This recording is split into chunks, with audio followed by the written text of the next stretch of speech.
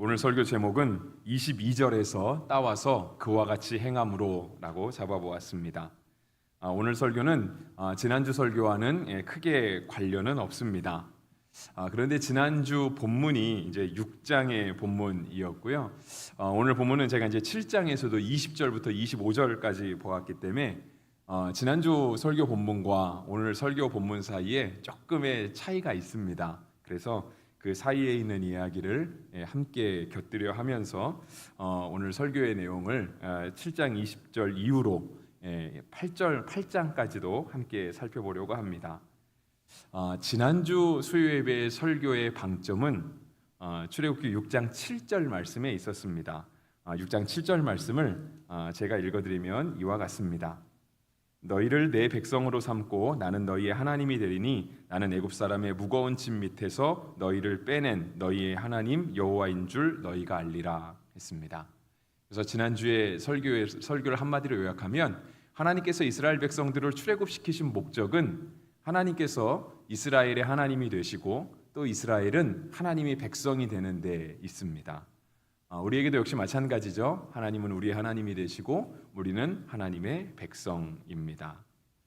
그리고 이러한 일이 있은 후에 6장 13절부터는요 모세와 아론의 족보에 대해서 아주 길게 설명하고 있습니다.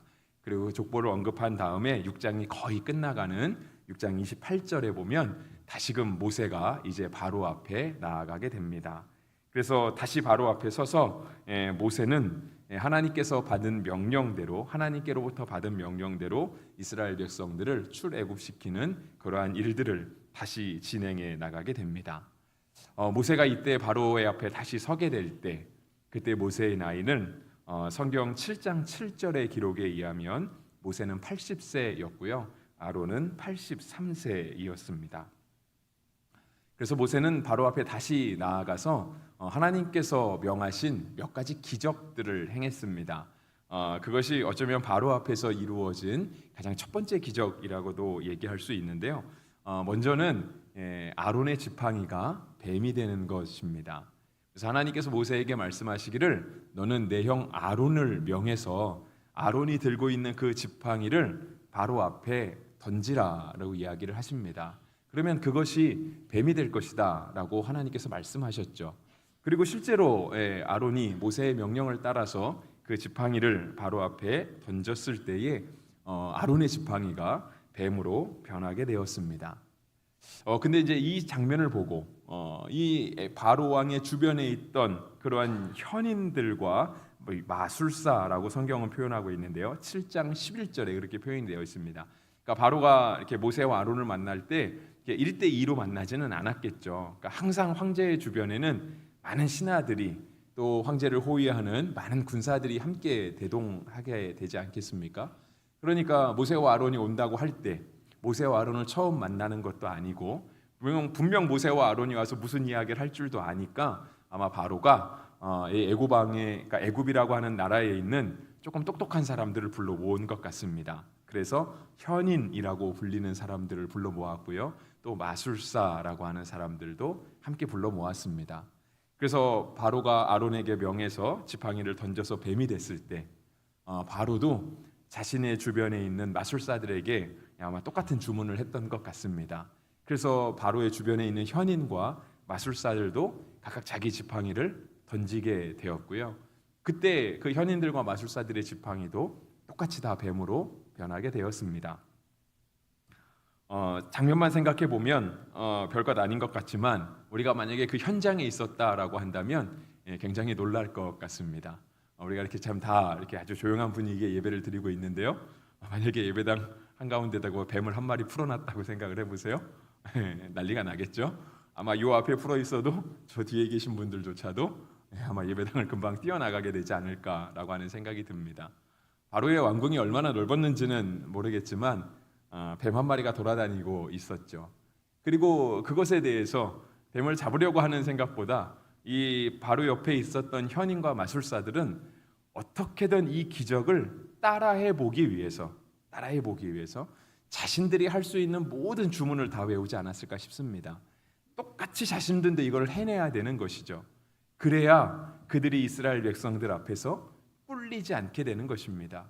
하나님, 이스라엘 백성들이 섬기는 하나님 앞에서 그들은 태양신을 섬기고 있는데 이 태양신의 위신이 떨어지지 않게 되는 거예요. 그래서 역시 바로의 요술사들도 똑같은 일을 해내게 되죠. 그런데 여기에는 하나의 차이가 있습니다. 성경에도 보면 나와 있긴 하지만 7장 12절에 보시면은요, 아론의 지팡이가 그들의 지팡이를 삼키니라 되어 있습니다. 아론의 지팡이는 하나였고요, 현인들과 마술사의 지팡이는 여러 개였을 것입니다. 그래서 각 사람이 지팡이를 던지매라고 7장 12절에 기록이 되어 있습니다. 그러니까 뱀이 1대1로 싸운 게 아니고요, 1대 여러 마리가 싸운 겁니다. 그런데 하나님께서 만드신 뱀이 요술사들이 만드신 여러 마리의 뱀을 다 이기고 심지어 그 뱀들을 잡아먹게 되는 그런 일들이 벌어지게 된 것이죠. 그런데 이러한 사건이 있은 후에도 바로의 마음은 쉽게 풀어지지 않았습니다. 그래서 7장 13절에 보시면 그러나 바로의 마음이 완악하여 그들의 말을 듣지 아니하니 여호와의 말씀과 같더라 했습니다. 그러니까 바로의 마음이 하나님께서 이 지팡이를 뱀으로 만드신 기적을 보고 나서도요, 조금 더 흔들림이 없었습니다. 그 이유는 내 주변에 있는 사람들도, 내가 부리고 있는 신하들도 똑같은 기적을 할 수 있기 때문에 그랬던 것이죠. 그리고 나서 또 이제 두 번째 기적이 일어납니다. 두 번째 기적은 이제 오늘 본문에 나타난 기적입니다. 7장 20절부터 기록된 것인데요, 역시 모세가 아론에게 명합니다. 가서 이 애굽 땅에 흐르는 모든 물들을 다 피로 만들라 하는 것이죠. 그래서 이제 그 대표 명사가 바로 나일강입니다. 고대 4대 문명의 발상지 중에 하나인 이 나일강, 늘 이집트 백성들에게 풍요와 번성을 가지고 왔던 그 나일강입니다. 때에 따라 이 나일강이 한 번씩 이렇게 범람을 해주는 거죠. 마치 지금의 홍수 때처럼 저 위에 상류에서부터 엄청난 비가 내리고 엄청난 물의 양이 내려와서 이 땅을 아주 촉촉하게 적셔주는 거예요. 물론 요즘에 장마가 나면 이렇게 쓰레기들만 많이 내려오는 현상인 것 같지만 땅이 한 번씩 강이 한 번씩 범람을 해주어야 그 주변에 있는 땅들이 많은 유기물, 많은 비료들로 가득하게 되는 것입니다. 지금처럼 뭐 비료를 뿌릴 수 있는 시대도 아니었기 때문에 하나님께서 그 자연의 섭리, 자연의 통치하심을 통해서 그 땅을 아주 풍요롭고 번성하게 만들어 나가셨던 것이죠. 근데 하나님이 그러한 나일강을 향해서 그 물들을 피로 만들어라 하시는 두 번째 재앙입니다. 오늘 본문에서는 두 번째인데요, 사실상 우리가 출애굽할 때 하나님께서 10가지 재앙을 내리셨다라고 하는 것을 다 기억하고 있잖아요. 그 10가지 재앙 중에서는 이 피 재앙이 첫 번째 재앙으로 들어가게 됩니다. 그래서 모세의 명령대로 아론이 지팡이를 들어서 나일강을 피로 만들었습니다. 그런데 22절에 보시면 오늘 본문 22절에도 적혀 있죠. 애굽 요술사들도 자기들의 요술로 그와 같이 행함으로, 오늘 설교 제목이 여기라 그랬죠. 그와 같이 행함으로 바로의 마음이 완악하여 그들의 말을 듣지 아니하니 여호와의 말씀과 같더라 했습니다. 나일강이 다 피로 물들었습니다. 그럼에도 불구하고 바로가 자기 주변에 있는 요술사들도 똑같은 일을 해내니까 여기서는 조금 그림이 안 그려지기도 합니다.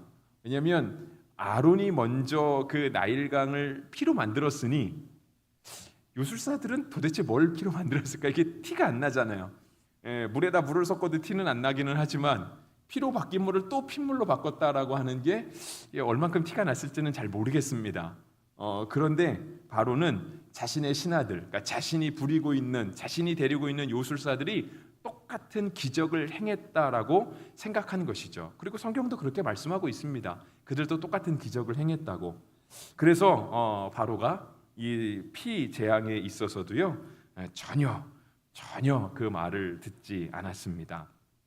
그래서 바로는 전혀 끄떡없는 모습으로, 모세와 아론이 와서 무슨 말을 하든지 간에 전혀 듣지 않을 모습으로 마음을 완악하게 지켜갔습니다. 그리고 나서 7일이 지났습니다. 오늘 본문 25절까지 보았죠. 25절에 보시면은 여호와께서 나일강을 치신 후 이레가 지나니라 했습니다. 7일이 지나고 나서 모세와 아론이 또 바로에게 갔습니다. 이제 8장으로 넘어가는 것이죠. 8장 1절에 보시면 모세와 아론이 가서 바로에게 또 얘기했습니다. 내 백성을 보내라입니다.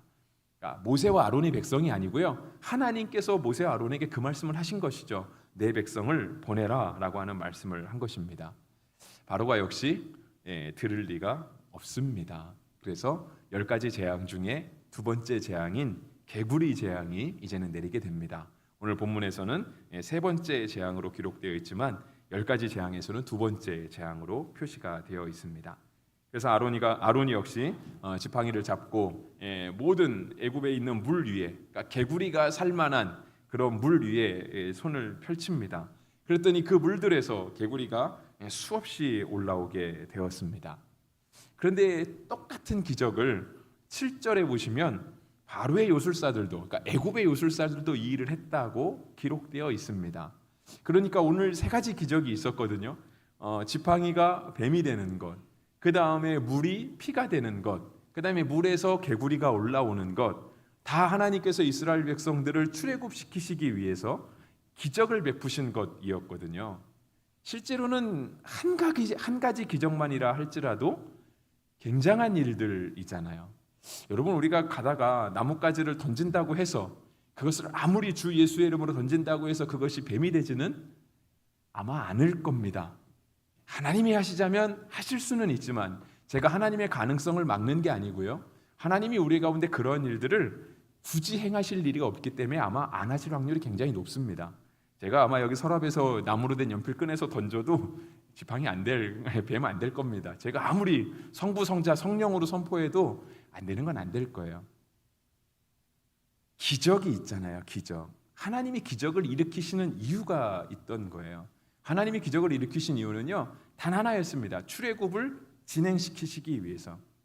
출애굽을 이제 정말 하나님께서 하나님의 손에 붙들고 출애굽을 만들어내기 위해서 하나님이 기적을 베푸시는 거였거든요. 오늘 우리가 세 가지를 살펴봤고요. 우리는 이후로도 8가지 재앙을 더 살펴보게 될 것입니다. 그런데 지난주의 말씀도 여기서는 잠깐 기억해 보면 좋겠습니다. 하나님이 출애굽을 시키신 이유가 무엇이었냐면, 다시 말해 하나님께서 기적을 베푸시는 이유가 무엇이었는가? 그것은 한마디로 정리하면 하나님이 우리의 하나님 되시는 거예요. 하나님이 이스라엘의 하나님 되시는 것. 그 기적을 보고 나서 기적 참 대단하네. 난 이 기적을 봤어. 보지 못한 사람들에게 가서 하나님이 이런 기적을 베푸셨는데 너는 봤냐? 물어보는 게 아니고요. 기적을 자랑하는 게 아니고, 우리가 하나님 앞에서 가졌던 어떤 신령한 은사들이나 어떤 영적인 경험들을 자랑하는 게 아니고요. 하나님의 목적은 어디에 있냐면 그 당사자, 기적을 본 그 당사자를 하나님의 백성 삼으시기 위해서. 다른 사람을 위해서 베푸신 기적 아닙니다. 다른 사람을 위해서 기적을 베풀었다고 한다면 하나님이 거기 가서 기적을 베푸실 거예요. 하나님이 오늘 만약에 이 순간에 2024년 7월 마지막 날 이 수요예배 시간에 기적이 필요하다고 한다면 제가 서랍에서 나무 연필 꺼내서 던지면 하나님이 뱀이 되게 하실 거예요. 근데 필요하지 않으시면 안 하시겠죠, 그죠? 우리의 필요가 있으면 하실 건데 우리의 필요가 아니면 하나님이 안 하실 거라고 하는 사실입니다. 그래서 사실상 기적은요, 한 번만 있어도 우리에게는 굉장히 놀라운 사건이고 놀라운 경험이지만 사실상 그것은 하나님이 나를 하나님 백성 삼으시기 위해서, 하나님이 바로 나의 하나님 되시기 위해서 나에게 주시는 은혜라고 하는 것입니다. 그래서 기적은 자랑할 건 못 됩니다. 소위 말해서 오죽하면 하나님이 기적을 베푸시겠습니까?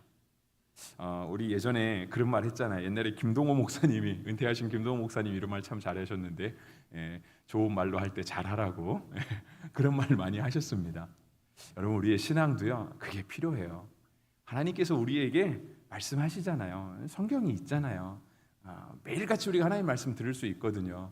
하나님 말씀 들을 수 있을 때 우리가 잘 들으면 그걸로 괜찮아요.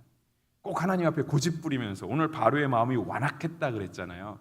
꼭 우리의 마음이 완악해져 하나님, 나는 기적 보여줘야 믿겠습니다. 하나님 안 보여주면 난 하나님 믿지 않겠습니다. 하나님과 타협이 가능하다 생각하는 거예요. 근데 여러분, 신앙은 타협이 아니잖아요. 신앙은 하나님, 제가 하나님 믿어드리겠습니다. 그러니까 하나님, 내가 이만큼 하나님 믿어드리니까 하나님도 나에게 이러한 최소한 이 정도의 은혜는 주셔야 됩니다. 이루어지지 않습니다. 하나님이 우리에게 그런 신앙을 요구하지 않으시고요. 그러한 신앙으로 우리의 신앙을 채워가는 건 하나님 앞에 건강하지 못합니다. 그거 해봐야 바로의 마음처럼 마음만 완악해질 따름입니다. 개구리 재앙이 일어날 때요, 하나님께서 이제 개구리 재앙, 그러니까 똑같이 애굽의 요술사들도 8장 7절에 보시면 애굽의 요술사들도 똑같이 그 재앙을 만들어냅니다. 이것도 역시 어떻게 만들었을까가, 그게 과연 티가 났을까는 조금 의심스럽기는 합니다. 왜냐하면 아론이 이미 그 애굽에 흐르는 모든 물에서 개구리가 살만한 곳에서 개구리를 다 올라오게 했는데 또 그들이 올라오게 한들 숫자가 더 많아졌을까라고 하는 생각이 드는데 그렇게 티는 안 나지 않았을까 하는 생각이 듭니다. 그런데 이 개구리 재앙에서는요, 아무리 요술사들이 똑같이 따라한다고 해도 그렇다고 해서 개구리가 없어지는 게 아니잖아요. 만약에 애굽의 요술사들이 모세와 아론이 베푼 하나님의 기적을 대항하기 위해서 똑같이 했다라고 한다면 그들이 바로의 이름으로 또는 그들이 섬기는 태양신의 이름으로 개구리를 다시 물속으로 들어가게 해야 되겠죠. 그래야 하나님과 이 태양신 라가 서로 견줄 만한 신이 되지 않겠습니까? 그런데 똑같이 따라한다고는 했지만 실제는 그들이 똑같이 따라함으로 인해서 그들의 삶이 어떻게 됐냐면 더 불편해질 따름이었습니다. 개구리 위에 개구리만 임한 거죠. 그러니까 그들의 삶이 더 편해질 리가 없었던 것이죠. 그래서 성경은 뭐라고 얘기하냐면 개구리가 이렇게 모든 땅에서 올라와서 이제 3절에 보시면 이제 그걸 좀 찾아볼 수 있는데, 이건 이제 모세와 아론의 말인데 3절에 보시면 개구리 8장 3절입니다. 개구리가 나일강에서 무수히 생기고 올라와서 내 궁과 내 침실과 내 침상이와 내 신하의 집과 내 백성과 내 화덕과 내 떡반죽 그릇에 들어갈 것이며라고 되어 있습니다. 그러니까 똑같이 아무리 기적을 일으켜도요, 재앙은 재앙인 것입니다. 견뎌낼 수가 없게 된 것이죠. 그래서 결국은 바로가 이 개구리 재앙 앞에서는요, 꼬리를 내립니다. 그러니까 그의 마음을 접어요. 그래서 뭐라고 되어 있냐면 13절 하반절부터 나와 있는데요. 이 바로가 모세와 아론을 찾아가서 개구리가 떠나가게 해달라고, 이제는 이 백성이 가서 여호와께 제사를 드리게 될 것이라고. 먼저 우리 8장 8절을 보시면 그렇게 적혀 있습니다. 8장 8절, 바로가 모세와 아론을 불러 이르되 여호와께 구하여 나와 내 백성에게서 개구리를 떠나게 하라. 내가 이 백성을 보내리니 그들이 여호와께 제사를 드릴 것이니라. 아무리 애굽 백성이 똑같이 따라해도 개구리 재앙을 피해갈 수 없으니까 결국은 바로가 마음을 접습니다. 원치는 않지만 그의 마음이 어쩌면 굉장히 억울하고 화가 났을 수는 있긴 한데요, 당장 눈앞에 어려움이 너무 크다 보니까 모세와 아론을 불러서 개구리만 떠나가게 해주면 백성들이 가서 여호와께 제사 드리게 해주겠다, 백성을 보내주겠다라고 약속을 합니다. 그리고 모세와 아론은 이 개구리를 다 치웁니다. 그것이 13절 하반절부터 14절까지 나타나 있습니다. 개구리가 집과 마당과 밭에서부터 나와서 죽은지라 사람들이 모아 무더기를 쌓으니 땅에서 악취가 나더라 되어 있습니다. 그러니까 개구리의 재앙을 불러온 분도 하나님이셨고요, 중간에 그러니까 바로의 요술사들, 애굽의 현인들과 요술사들이 따라하기는 했지만 실제로 그것을 치울 수 있는 능력은 없었습니다. 그래서 결국은 하나님이 치우시게 되고요. 이렇게 하나님이 치우게 되자 바로의 마음은 언제 그랬냐는 듯이 이 8장 8절 아까 보신 말씀에 진정성이 전혀 없는 것이죠. 그래서 15절 말씀에 보시면 그러나 바로가 숨 쉴 수 있게 됨을 보았을 때에 그의 마음을 완강하게 하여 그들의 말을 듣지 아니하였으니 여호와께서 말씀하신 것과 같더라 했습니다. 그러니까 바로가 또다시 그 마음을 접습니다. 물론 바로는 앞으로도 계속 그렇습니다. 계속 심지어 열 번째 재앙, 그의 아들이 죽기 전까지는요, 끝까지 보내겠다 하고 안 보내고 보내겠다 하고 안 보내고 그 마음을 계속해서 변심을 합니다. 심지어 마지막에 10번째 재앙, 그의 장자가 죽고 나서 이스라엘 백성을 향해 빨리 나가라고 정말 그들이 쫓아내듯이 쫓아내게 되지만 보내놓고 나서 곧 다시 후회하는 마음으로 군사들을 뒤따라 보냅니다. 그래서 홍해가 갈라지는 사건은 바로 거기서 일어나는 거죠. 모세와 아론이 이스라엘 백성을 데리고 출애굽했을 때 이제는 정말 애굽 가나안 땅, 하나님께서 약속하신 땅을 향해 갈 줄 알았는데 앞에는 홍해가 가로막고 있고 뒤에는 애굽의 군대가 쫓아오는 거죠. 바로의 마음이 또 바뀐 거죠. 근데 역시 거기서도 하나님이 이스라엘 백성을 살려주시고 애굽 백성들은 홍해 바다에 다 수장시키시게 되죠. 바로의 마음이 왜 이렇게 자꾸 바뀔까라고 하는 모습을 오늘 본문을 통해서 생각해 보려고 합니다. 이후로도 계속 바로의 마음이 바뀌기는 하지만 그 이후에 왜 바뀌었는지는 그거는 나중에 살펴보고요. 오늘 본문 안에서 자꾸 바로의 마음이 왜 바뀌어가려고 하는가, 그것을 생각해 보려고 하는데요. 그것은 바로 오늘 설교의 제목과 같아요.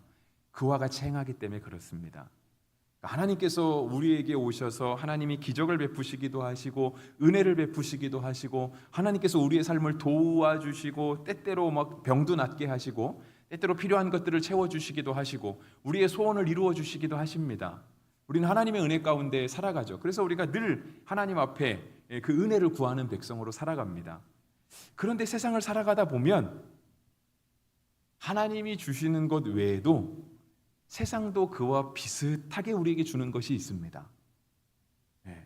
꼭 하나님이 하시지 않아도 세상의 방법대로만 해도 얻어질 수 있는, 세상의 방법대로만 해도 충분히 우리의 마음이 충족될 수 있고 우리의 마음의 소원이 이루어진 듯한 일들이 일어날 수 있게 된다라고 하는 것이죠. 오늘 본문의 바로가 그들의 요술사들이 똑같이 행했을 때 비록 그것이 하나님이 베푸신 이적과는 조금 질적으로 차이가 있었고 양적으로도 완성도로도 차이가 있기는 했지만, 그래서 하나님이 베푸신 기적과 바로의 요술사들의 한 적은 정말 이렇게 가치적으로 차이가 나기는 하지만 그냥 사람은 여기에 만족하는, 이 정도만 해도 괜찮습니다 라고 생각하는 거예요. 물론 하나님이 주시는 게 더 좋죠. 하나님이 주시는 게 더 완벽한 것도 우리는 알고 있습니다. 그런데 하나님은 왠지 좀 한 박자 느리신 것 같은 느낌이 들거든요. 하나님은 내가 원하는 때에 잘 들어주지 않고요, 하나님이 원하시는 때에 일을 이루어 가시거든요. 만약에 하나님께서 이스라엘 백성들이 힘들 때 그들을 구원하셨다, 정말 이들이 이스라엘 백성들이 출애굽해야 된다라고 한다면 요셉이 죽고 나서 요셉을 알지 못하는 왕들이 애굽에 일어나게 됐을 때 점점 그들에게 이렇게 가해진 그런 노동의 양이 있겠죠. 정말 그들에게 점점 더 이렇게 더 짊어지게 된 어떤 학대의 양이 있지 않겠습니까? 그것이 어느 순간 이렇게 절정적인 선에 차올랐을 때 아마 이스라엘 백성들은 가자고, 이젠 갑시다, 우리 조상의 땅으로. 그때 하나님께서 이루어 주셨어야 이스라엘 백성들은 마음이 시원했을 겁니다. 하나님이 우리가 한마디만 울부짖어도 하나님이 다 들어주시는구나. 하나님이 내가 원하시는 때 하나님이 꼭 우리에게 기적을 베푸시고 우리의 소원을 이루어 주시는구나라고 생각을 했을 겁니다. 근데 그렇지 않잖아요. 애굽에서 살았던 시간이 400년이잖아요. 오늘 새벽에도 잠깐 그러한 시간에 대해서 언급을 했지만, 여러분 400년이면 웬만한 나라가 일어났다가 웬만한 나라가 망하는 시간 아니겠습니까? 물론 우리나라는 400년을 지속한 역사는 제가 볼 때 발해 정도가 발해는 400년 채 안 되지 않나요? 우리 네, 청년들이 좀 고개를 끄덕끄덕 해주니까 제가 확신이 드는 것 같아요. 저의 기억이 낡지 않았다라는 것들을. 근데 다른 나라들은 보통 우리는 500년, 600년, 거의 700년도 가잖아요. 심지어 새벽에도 말씀드렸지만 신라 같은 나라는 1000년을 넘어가게 되고요. 400년이라는 세월은 결코 작은 세월이 아니죠. 400년을 기다렸던 이스라엘 백성 입장에서 생각해 보면 하나님이 더뎌도 너무 더디다 느껴졌을 것입니다. 하나님은 이제는 우리를 잊어버리셨나 보다, 우리를 더 이상 안중에 두지 않으시려나 보다라고 하는 그러한 오해를 하기에도 아마 충분한 시간이었을 것 같습니다. 그런데 하나님께서 이스라엘 백성을 출애굽시키시려는 목적은 바로 그것이었습니다. 하나님을 잃어가는 그 백성들, 하나님도 나를 잊으셨을 거야, 하나님도 나는 이제 기억 못하실 거야, 하나님 앞에 믿음이 흔들리고 하나님을 향한 확신이 흔들리고, 그래서 그냥 세상이 주는 것 요거에 만족해야 되겠다, 하나님이 주시면 더 좋은 거 주시는 거 나도 알고 있지만 하나님의 방법은 너무 더디고 내 뜻대로 잘 되지 않으니 그냥 세상이 주는 요거, 마치 바로의 요술사들이 따라했던 그냥 요만큼의 기적에 나는 만족하고 살아야 되겠다라고 그 마음이 흔들려 갈 때, 어쩌면 이미 그렇게 살아가고 있을 때 하나님은 이들을 다시 끌어내서 그게 아니라고 이스라엘 백성은 하나님의 백성이라고, 나는 이스라엘 백성이 하나님이 되기 위해서 출애굽을 만들어가는 것이라고 하나님께서 일을 하기 시작하시는 것이죠. 우리의 신앙에서 굉장히 조심해야 될 것이 있습니다. 그것은 무엇이냐면 차라리 바로는 그의 선택이 명확했습니다. 그는 죽어도 하나님을 선택하지 않잖아요. 아까도 말씀드린 것처럼 할게 하고 안 하고, 보내줄게 하고 안 보내주고, 심지어는 보내줬던 백성들도 군대를 보내 다시 쫓아오고, 누가 봐도 바로는 하나님 안 믿는 사람입니다. 누가 봐도 바로는 하나님의 백성, 하나님이 바로의 하나님 되시기에는 참 어려울 것 같습니다. 그런데 이제 그게 아니고요. 진짜 무서운 건 뭐냐면 적절히 믿는 겁니다. 적절히. 하나님 주시는 복도 좋은 거 내가 하나님 주시는 거 완벽한 거 알고 있어요. 근데 세상이 주는 것도 나쁘지는 않거든요. 그리고 세상이 주는 거를 택한다고 해서 내가 꼭 죄를 짓는 건 아니니까 그냥 이렇게 세상 것도 적절하게 취하면서 삽니다. 마치 취사 선택하는 것처럼 좋은 거, 이것도 좋고 이것도 좋으니까 그냥 나한테 좋은 거를 내가 다 취해야 되겠다. 마치 지혜로운 선택일 수도 있을 것 같습니다. 그리고 실은 사람은 이 땅에 사는 동안 어쩌면 그렇게 살 수밖에 없는 존재일 것입니다. 하나님께서 우리를 땅에 두셨기 때문에 우리가 땅의 이 흐름에, 땅의 어떤 사조에 매이지 않을 방법은 굉장히 없을 것입니다. 정말 피해가기 어려운 것이겠죠. 그런데 하나님은 우리를 땅에 두셨지만 이 땅에서 이 땅의 분위기에 섞여서 이 땅의 전통과 관습과 이 땅에 있는 모든 것을 따르며 살아가게 하셨지만 우리의 정체성은 하나님께 있다라는 사실을 결코 잊어서는 안 된다라고 하는 것입니다. 세상이 주는 유익을 얻을 수도 있어요. 그것이 꼭 죄를 짓게 하는 것이 아니라고 한다면 세상의 유익을 구하는 게 뭐 나쁘겠습니까? 그것이 하나님이 우리에게 주신 지혜라고도 할 수 있죠. 근데 이것에만 만족한 채 하나님 나는 여기가 좋사오니 하나님 주시는 것은 나는 더 이상 바라지도 않겠습니다. 우리 얼마 전에 새벽 예배 시간에도 그거 봤죠, 그죠? 아하스 왕인가요?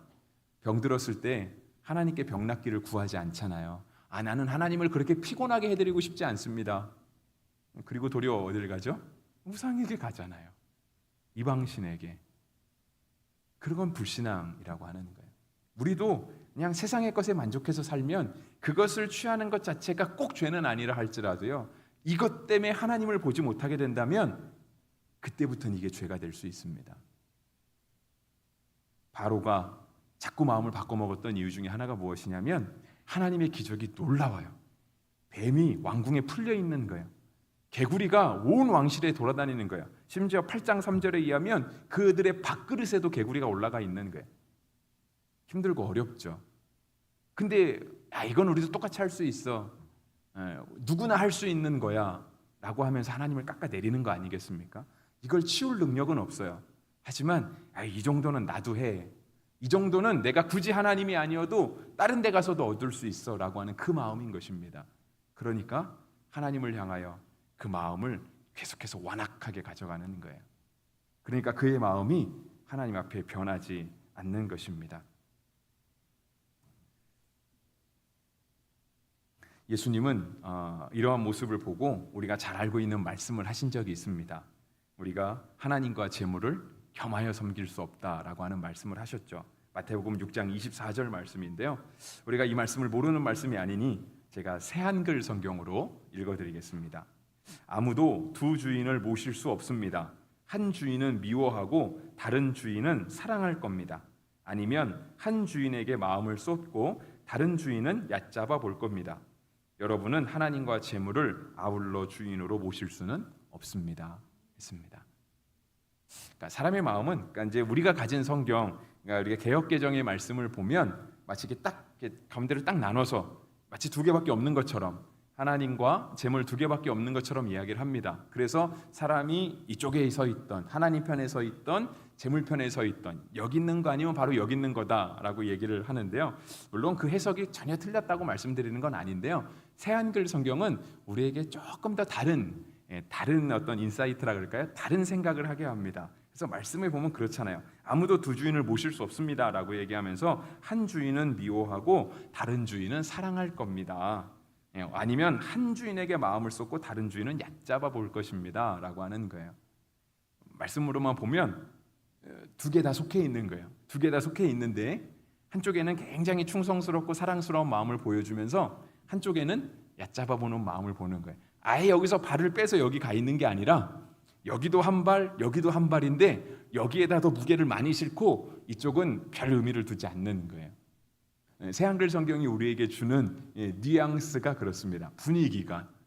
근데 실제로는 제가 새한글 성경으로 본 게 그게 우리의 마음을 더 잘 대변하고 있는 것 같습니다. 우리의 마음은 실제로 100% 온전하게 하나님 편으로 다 속하기는 어렵습니다. 그리고 하나님을 아예 모른 척한 채 세상에만 다 속해 살지도 않죠.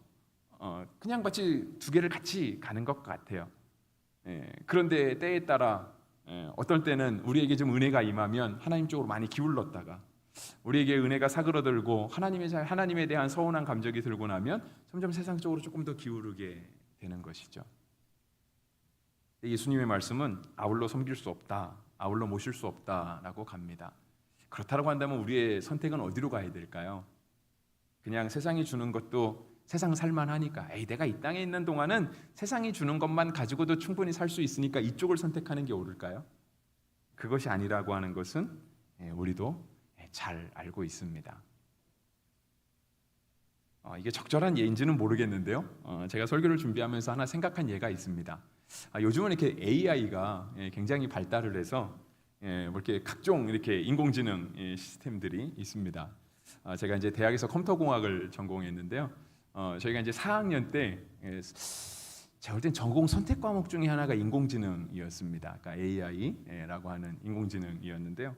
저희가 그때 배울 때만 해도 이론적으로만 배웠지 이것이 과연 현실적으로 얼마나 우리 생활에 가까이 다가올까는 크게 무게를 두지 않았던 것 같습니다. 아마 어쩌면 인공지능을 가르치는 교수님이 도리어 인공지능에 큰 본인이 강의 준비를 덜해서 그러셨는지 모르지만 인공지능에 큰 이렇게 무게를 두지 않았던 것 같아요. 그래서 저는 4학년 1학기 때 배운 것 같은데 인공지능을 배우면서 참 흥미로운 분야이긴 했지만 우리도 크게 막 관심을 두고 배우진 않았습니다. 그래서 이제 4학년 2학기 졸업할 때는요 그쪽으로 가는 사람보다는 거의가 다 이렇게 통신 쪽으로 갔습니다. 통신과 보안 쪽으로. 왜냐하면 이제 앞으로는 우리도 지금 5G 시대를 살아가고 있지만 제가 대학교 때는 2G를 쓰던 시대였거든요. 018 번호 그런 거 쓰던 그런 시대였습니다. 그러니까 통신이 급속도로 발달할 거라고 해서 4학년 때 저희가 대부분의 학생들이 선택한 전공들 그들이 졸업 작품으로 만들어내는 거 다 이렇게 네트워크 쪽이었거든요. 통신이나 아니면 보안 쪽, 시큐리티 쪽 그쪽으로 가려고 그랬어요. 인공지능으로 그들의 졸업 작품을 만든 사람은 아마 한 명도 없었던 것 같습니다. 제 기억에. 인공지능이 발달하면 이렇게 챗 GPT라고도 나와 있는데 챗 GPT가 설교도 대신 써준답니다. 그래서 저는 핸드폰에 챗 GPT를 깔아놓고는 있습니다. 중국에 있을 때 깔았는데요. 필요한 정보를 얻기는 참 좋더라고요.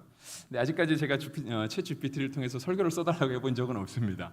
그리고 그렇게 설교를 써달라고 해야 되겠다 그렇게 마음을 먹어본 적도 없습니다. 왜냐하면 어쩌면 그 AI가 저보다 설교를 더 잘할 수도 있을 것 같은 느낌은 드는데요. 굳이 걔가 써준 설교를 앵무새처럼 따라하고 싶은 마음은 없기 때문에 그렇습니다. 근데 과학이 더 발달하고 옛날에는 그런 말이 되게 많았지. 지금은 AI 때문에 조금 사그러든 것 같은데 옛날에 그 복제에 대한 이야기가 참 많이 있었습니다. 제가 세상 떠올린 건 복제였거든요. 인간 복제한다, 체세포 복제한다, 그런 얘기 있었잖아요. 줄기세포가 어떻고. 그래서 실제로는 그 둘린가요, 돌린가요? 그 복제한 양이 있기도 했잖아요. 여러분 사람이 그런 걸 만들어내면 하나님의 죄가 될까요? 제가 설교 끝나가는 시간에 너무 예민한 질문을 드렸습니까? 네. 여러분 그러니까 제가 참 대답하기가 굉장히 조심스러워지네요. 네. 저는 죄는 아니라고 생각합니다. 사람이 줄기세포를 만들고 예를 들어서 제가 만약에 간이 안 좋다고 하면 제가 간이 안 좋지 않지만 사람이 어떤 간을 대체할 수 있는 또 다른 인공 간을 만들어서 대체로 넣어서 제가 소위 말해서 원래는 100년 살아야 되는데 200년 살게 되었다. 라고 하면 우리가 하나님의 권위에 도전하는 거가 될까요? 저는 그렇게 생각하지는 않습니다. 왜냐하면 하나님이 사람에게 지혜를 주셨잖아요. 복제 인간을 만들어내는 것도 그렇고 AI를 발전시키는 것도 그렇고 사람의 지혜에서 연구와 고심 끝에 지금도 얼마나 많은 과학자들이 그 일을 하고 있겠습니까? 우리 옆에 없어서 그렇지 어쩌면 우리가 아는 그 누군가 성도의 자녀는 그쪽으로 공부하면서 학위를 준비할 수도 있고요. 그쪽으로 공부하면서 시험 공부를 하고 올 수도 있고 자격증 공부를 하고 있을 수도 있습니다. 그럼 우리가 기도해 주잖아요. 공부 잘하게 해달라고. 당연하지 않겠습니까? 그래서 저는 그것 자체는 죄가 안 된다라고 생각해요. 하나님이 어차피 사람에게 내리신 명령이 생육하고 번성해서 땅을 정복하라 그것이었습니다. 생육하고 정복하는 데 있어서 우리가 의술을 발달시키고 과학을 발달시켜서 우리가 이 땅에서 더 오래 살고 더 행복하게 살고 더 폭넓은 경험을 하고 사는 것은 어쩌면 하나님의 뜻일 수 있습니다. 저는 그게 하나님의 뜻이라고 거의 확신을 하고 있지만 혹시 위험해질까 봐 그게 하나님의 뜻일 수도 있다고 제가 조금 제 뜻을 굽혀서 얘기를 합니다. 그런데 정말 잘못된 건 뭐냐면 그렇게 과학이 발달하고 의술이 발달해서 우리의 삶을 조금 더 낫게, 심지어 어떤 사람은 윤리적으로 인간이 그러면 안 되는데 그건 윤리의 문제가 있을 수 있는데 라고 염려할 수는 있지만 그 과학이나 그 의술 자체가 잘못된 게 아니라 그렇게 발달한 과학과 의술로 하나님을 대체하려고 하는 그 마음 자세가 잘못된 거겠죠. 바벨탑 자체는 죄가 아닙니다. 여러분, 사람이 탑 쌓는 게 왜 죄가 되겠어요? 그 돌이 죄를 많이 지어서 그렇겠습니까? 아니면 그 땅이 나빠서 그런가요? 그건 아니에요. 탑 자체가 나쁜 게 아니라 그 탑을 쌓으려고 했던 사람들의 의도. 지금 우리가 옛날에 쌓았던 바벨탑보다 훨씬 더 높은 건물 짓지 않을까요? 당연하지 않겠습니까? 지금의 건축 기술이 옛날 그 창세기 11장에 기록된 건축 기술과 비교가 되겠습니까? 우리가 훨씬 더 높은 탑과 고층 빌딩 속에 우리가 살아가고 있을 거예요. 만약에 바벨탑이 죄가 됐다고 한다면 저쪽 아마 해운대에 있는 웬만한 건물들 다 무너뜨려야 될 거예요. 가서 그 앞에서 십자가 들고 데모해야 됩니다. 근데 그렇지 않잖아요. 왜 안 하죠? 그건 그냥 사람 살라고 지은 거니까. 우리가 그거 고층 아파트 지어서 하나님의 권위에 도전하겠다고 우리가 감히 하나님께 대들지 않으니까. 그러니까 괜찮은 겁니다. 마찬가지입니다. 마찬가지예요. 우리가 이 땅을 살아갈 때 하나님께서 우리를 세상에 두신 이유가 있어요. 세상에서 우리가 얻을 수 있는 유익들이 있습니다. 세상에서 도움도 많이 받고요. 근데 그것이 아무리 좋고 그것이 오늘 우리의 소원을 다 이루어 줄 것 같다 할지라도요, 그것을 하나님과 바꿔서는 안 됩니다. 정말 우리의 입술에 주 예수보다 더 귀한 것 없네가 우리의 삶의 자리에서 매일같이 이루어져야 되는 거예요. 이거 좋으니까 난 이만큼 하면 됐지. 거기서 우리의 신앙을 타협하고 하나님을 향한 우리의 꿈을 타협하고 하나님 앞에 우리가 나아가야 될 걸음들을 타협하고, 신앙도 마찬가지입니다. 이 정도 믿으면 됐지 뭘. 그 정도 믿는 게 어느 정도인데요. 그게 하나님이 원하시는 선이겠습니까? 그렇지 않다라고 하는 거예요. 네. 오늘 본문을 7장 25절까지 봤는데요. 7장 23절, 24절 읽어드리겠습니다. 바로가 돌이켜 궁으로 들어가고 그 일에 관심도 가지지 아니하였고 애굽 사람들은 나일강 물을 마실 수 없으므로 나일강가를 두루 파서 마실 물을 구하였더라 되어 있습니다. 오늘 본문은 이제 애굽에 있는 모든 물들이 피로 변하는 과정이잖아요. 피로 변했습니다. 그랬더니 애굽의 요술사들도 똑같이 피로 변하게 만들었어요. 그리고 나서 똑같이 되니까 바로가 마음을 완악하게 했어요. 그리고 오늘 본문 7장 23절에 뭐라고 하냐면 바로가 돌이켜, 우리도 똑같이 할 수 있네 뭘, 우리 요술사들도 잘하네. 그리고 모세와 아론에서 뒤를 돌아서 하나님을 만나는 자리에서 뒤를 돌아서 자신의 집으로 들어가 버렸다고 하는 거예요. 그리고 그 일에 관심을 가지지 않았다고요. 하나님이 일하시고 계신데 하나님이 하시는 일에 대해서 바로는 등을 돌리고 그 일에 관심을 갖지 않았다라고 하는 거예요. 아까도 말씀드렸지만 바로는 그럴 수 있습니다. 바로는 하나님 안 믿는 사람이니까. 그런데 성도는 그래서는 안 됩니다. 성도는 그럴 수 없는 거예요. 24절, 애굽 사람들은 나일강 물을 마실 수 없으므로 나일 강가를 두루 파서 마실 물을 구하였더라.